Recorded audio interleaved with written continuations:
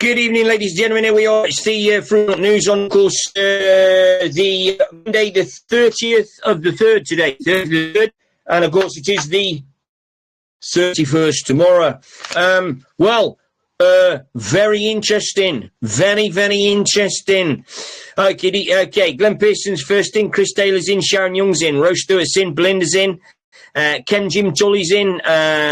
Joyce Guest is in. Angela Davis, Ann Taylor, Brenda Corcoran, Lisa McCulloch, Ireland's in, Bill Gill's in, Chase Bradshaw's in, Leslie's in, Gill's in, Graham's in, Diane Williamson's in, Masnu's in, Mark Brink is in, of course, Olivia's in, Sheila Douglas in, Kira's in, Ava's in, Aisha Brady's in, Dave Hunter's in, Kath Myers is in, Gradders is now joining us, so that's pretty cool. So, good evening, everyone. Here we are at Tuesday Front News, just after 7 o'clock on Monday evening. Absolutely unbelievable. Absolutely unbelievable. So, what have we got for you tonight? Well, we've got a bit more of an explanation about what's happening in regards to Iran and, of course, Cog Island, troops on the ground, etc., etc., etc. Raw! So we'll take from there. Now, meanwhile, of course, Tommy Robinson now. Now, if you don't know about Tommy Robinson, you should do. Tommy's now apparently done a massive U-turn.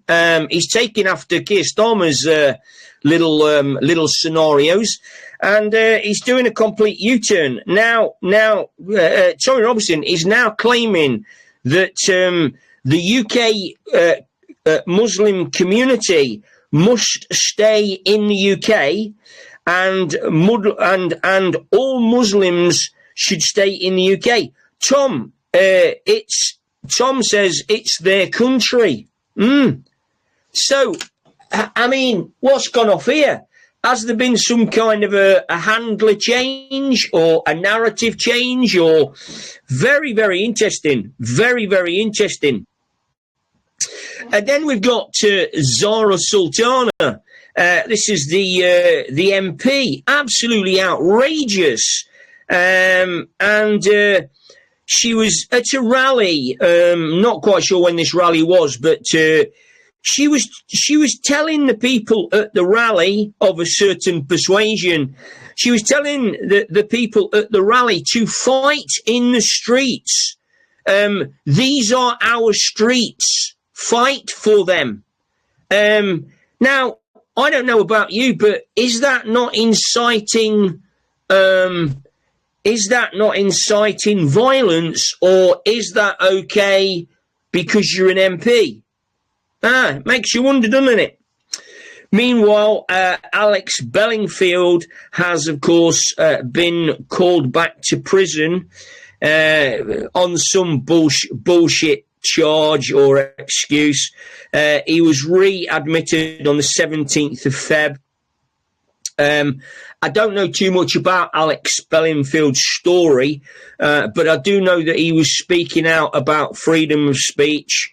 And apparently the judiciary or the police said that he had an altercation with his probation officer.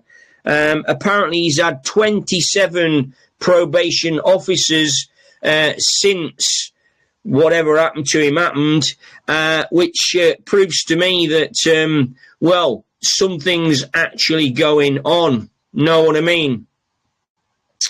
So we'll wait, and this was announced by Andrew Bridgen earlier today. So Andrew Bridgen says we are living in very, very dark times. So there you go. Just light a candle. That's what I say. You'll be able to see a lot better. Meanwhile, of course, this is absolutely unbelievable. Hunter Biden. Now, I want to take you back to the Ukraine debacle a few years ago. Now, remember that Hunter Biden belonged to a company called Barishma Holdings. Now, Barishma Holdings were I think they were a petrochemical company or something along those lines. And Hunter Biden apparently was Hunter Biden was apparently supposed to be some kind of a guru in this company. Interestingly enough, Hunter Biden's never had fuck all to do with petrochemicals, so I don't know how that one worked.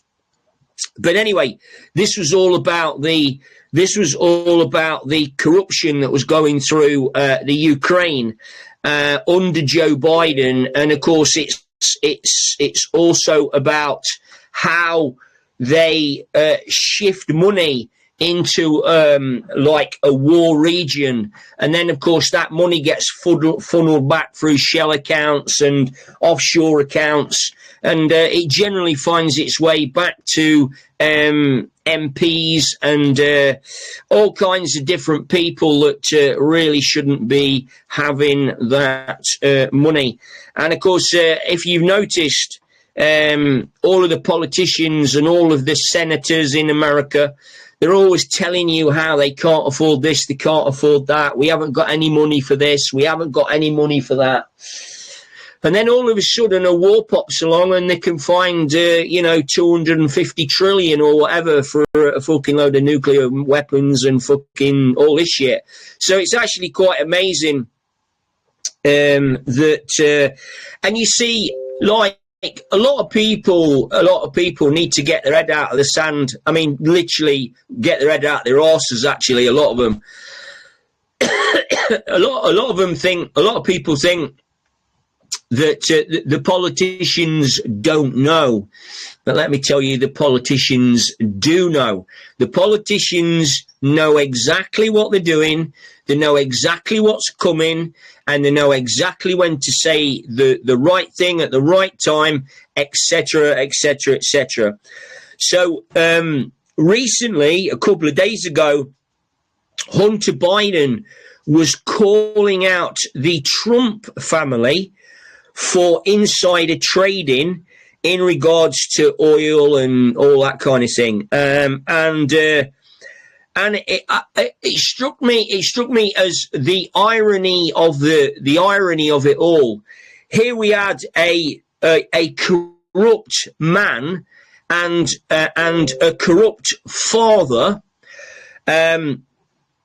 who basically sold America down the line. Then, of course, we've had Barack Obama funding the Iranians, etc., etc., etc. Okay, and then, of course, now we've got, there seems to be some Trump administration people are operating a. What should we say? Operating a Jared Kushner is married to Ivanka Trump. Now, Jared Kushner who is openly Israeli, okay, has been given the task of doing all kinds of deals and setting up this. I mean, they're gonna turn Palestine. Excuse me. They're going to turn Palestine into a holiday resort. I mean, we've already got a £6 billion ski resort being built in Ukraine, okay, for officials. It won't be for the general public, I can tell you that. It'll be for officials. And very, very interesting. Excuse me, sneezing's going on here. Very, very interesting that is going on. And then, of course, Jared Kushner is negotiating the peace deal. The peace deals. He's negotiating deals in the Middle East, the Saudis and all that. I mean, this is just, this is just off the charts. You know, I mean, we look at people like, when we get on about Biden, we look at people like Nancy Pelosi, who has basically been insider trading for the last 50 fucking years. And relatively speaking, nothing's been done about it. We are still waiting for the Epstein files, as you well know. I don't know whether it was Russia I don't know whether it was Russia that did it, or whether or not it was Iran. We're not quite sure. So there's a lot of misinformation and information going around. So it is a bit of a hard one.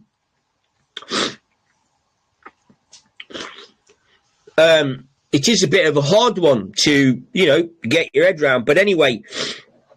And then, of course, we've had a message today from Allah. Now, Allah's phoned us up today, all the way from the Middle East. And apparently now, instead of 12 virgins being available when you get to heaven, apparently there's only going to be 2. Apparently there's a shortage of virgins in heaven. And this is for all kinds of ecological reasons. But it's something to do with green energy and windmills and solar panels. I don't quite know where that comes in when you're a virgin. But anyway, we've had the word, we've told you, so now you know. So you're only going to get 2 virgins when you go to heaven after you've killed yourself. So don't be expecting 12. We've got a reduction of 10 there. I mean, times are hard. We've got to cut back. We've got an oil crisis going on and all that kind of thing. So we just need to be, a bit careful. Now, this was really interesting. Talking about Israel and that, Netanyahu has gone absolutely full metal jacket. I mean, I don't know what's happened to this guy, but he's just gone absolutely fucking nuts. He's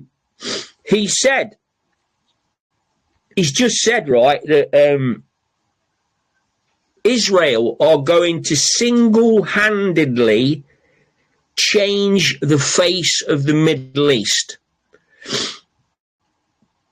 Now, I don't quite know what he means. Well, I do know what he means. And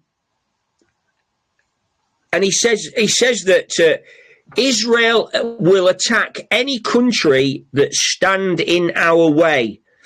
He said that our time has come, okay? Allah is with us and the infidels will die. Okay, no, that's a bit of a sweeping statement, isn't it? Good job I'm not an infidel. So very interesting. And then today, Starmer was doing a presser for Labour. And whoever's doing these pressers seem to be having rather a lot of fun. Now, Starmer looked very, very jovial and very, very happy. And then if you look very closely at the crowd, you can actually see why.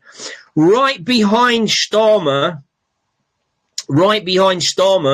are 2 young boys. I don't know how old they are, maybe round about sort of, 7, 8 years old. And, there they are. There they are, 2 young boys right behind Keir Starmer.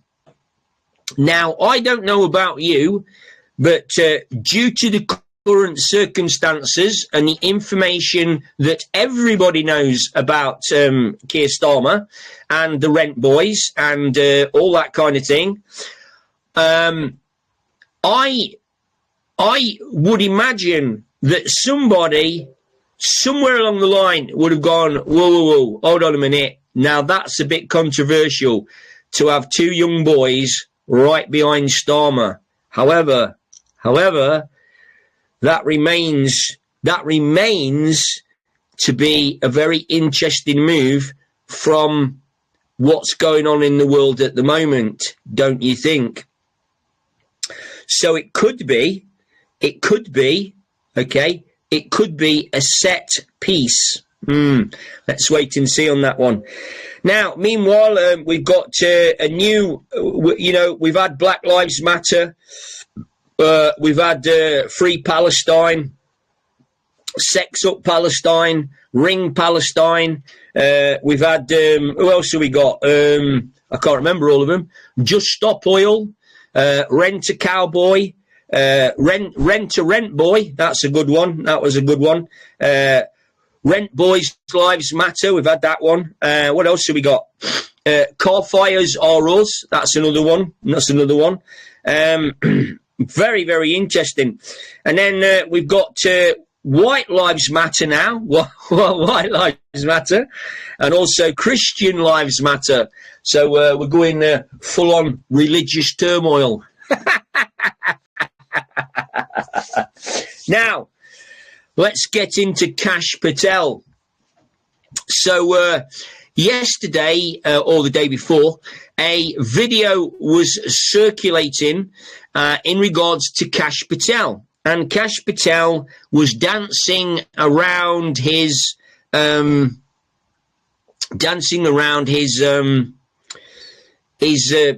flat or house or whatever it was. I don't quite know.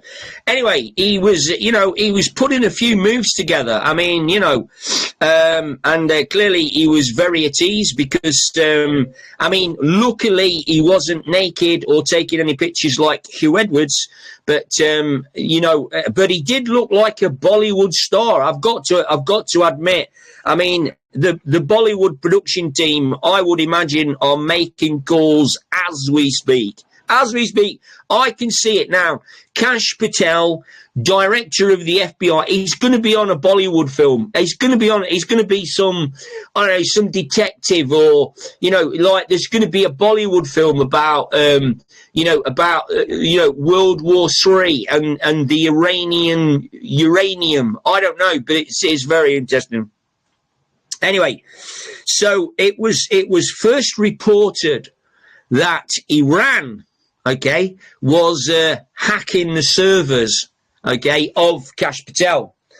Unfortunately, what the people didn't know, that it actually wasn't Iran. It was routed through Iran, but it was actually found to be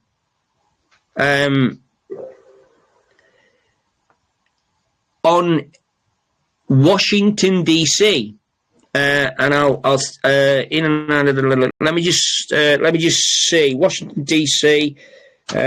K Street, that was it. A place called K Street, Washington DC. Now, what these people didn't realise is that when they did this hack through Iran to create a diplomatic incident in regards to the Karg Island, and I'll come back to that in a minute,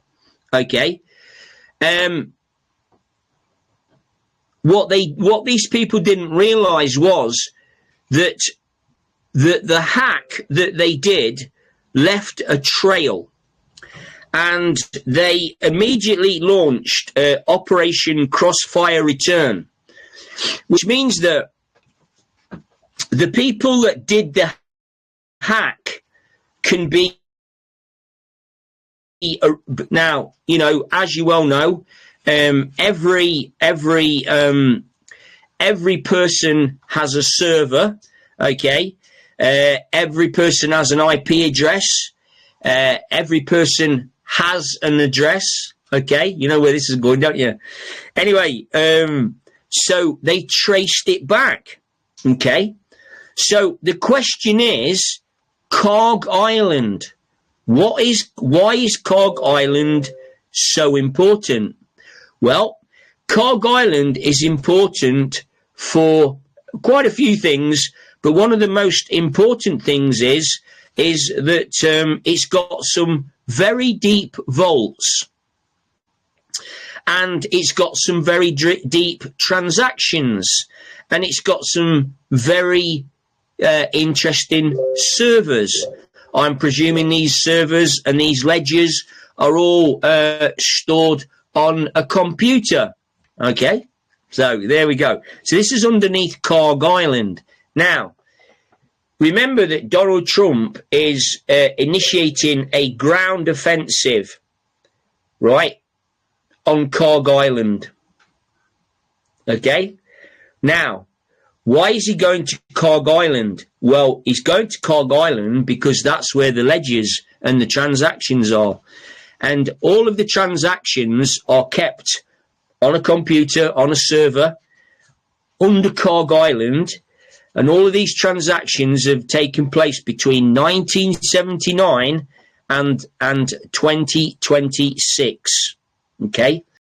Every dollar that went to Iran, every dollar that returned to America, okay, every single communication was being tracked and traced, and that's where it all is. So this gets even more interesting as we move forward. Okay, now remember that every server has an owner, okay, and it leads right back, okay, it leads right back to the server in Washington, D.C. on K Street. Now, let's take you back to Friday, okay? Senator Kennedy was questioning Kash Patel in a hearing. I don't know what the hearing was about. It's not important. You don't need to know that. But he asked him, he said, did someone kill him? And Kash Patel answered yes. Now, I'm not quite sure what they were talking about, and it doesn't really matter. But I know that it was last Friday, millions and millions of trades were made just before Donald Trump announced the Iranian war. Now, somebody made a fucking load of money, okay, on the back of Donald Trump's information. Now, someone traded those billions. Someone knew what Donald Trump was going today. And the trades also lead back to the same building. This is getting very interesting. And then remember, on Saturday, 8 million people flooded the streets in what they call a No Kings March. Can you remember this? Now, the question about this is, who organised it? Who funded it? Who paid for the 3 million signs in 48 hours? Or was it pre-planned? Was it pre-planned? And they found out that it's the same account on Washington, D.C. There you go. Now, so what you can now see is that this is all connected in a in a much deeper way than we can imagine. Now, that information was not gathered by me. It was gathered by someone else, Mr. Paul, I think it was. And all I've done is I've basically just put it into a format that most people can understand. Because when you read it, you can't, I wouldn't say you can't understand it, but it's a bit technical. It was forwarded from Mr. Paul. So, yeah. So there you go, ladies and gentlemen. That's where we are. What's going to happen now? I have no idea. Who's corrupt? I have no idea. Who's straight? Well, the only person I know at the moment who's straight is me. And a few others, of course, on the team. Who's corrupt? No idea. Who isn't corrupt? No idea. It seems to me as though everyone in those circles, okay, everyone in those circles is corrupt. And we have to assume that they are corrupt until they prove themselves not guilty. Okay? Or should we say, we'll assume that they are not corrupted until they are proven guilty. Okay? So there's loads and loads of stuff going on. There's loads and loads of misinformation. There's loads and loads of, good information if you can find the time to scout through it and have a good look at it. That's where we are on this auspicious Monday evening. Now, tomorrow, of course, is the 31st. The 2nd of April. The 2nd of April, okay. The 2nd of April. The 2nd of April. Donald Trump talked about it wasn't Independence Day. It was Liberation. He talked about Liberation Day. Now, we're not quite sure what that means. We're not quite sure what that means at all. But it has certain connotations that we kind of need to keep our eye on, which we are going to do. So, some people are suggesting that silver is going to go back to its original price, which means that it's going to go one-on-one with gold. Now, gold at the moment is £5,000 an ounce. Okay, the £5,000 an ounce. Now, if silver goes to that level, and there are speculations that it's going to go more, because, of course, there's only so much silver and gold on the planet. You can't just fucking, we haven't got a mine full of silver somewhere. Mind you, we might have, knowing some of the conspiracy theories. But anyway, so it's going to be interesting. Silver will, of course, be used in the new tech that's coming through. So silver will get more, beneficial. Now, I've invested in a bit of silver about 6 months ago. So it's going to be interesting to see what that does. If it does, I will be giving out free Fruit and Nut T-shirts, and there will be free bags of carrots available, and of course bags of rice.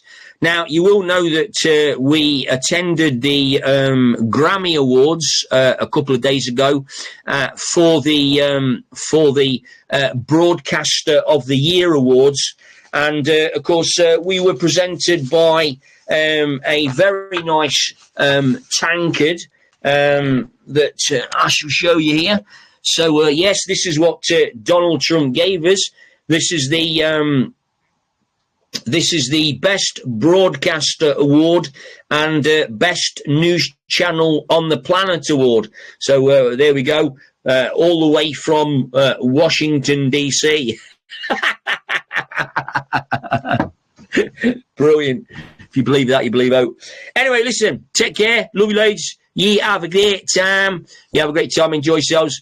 Enjoy your evening. We'll see you all again soon. Log fire's on.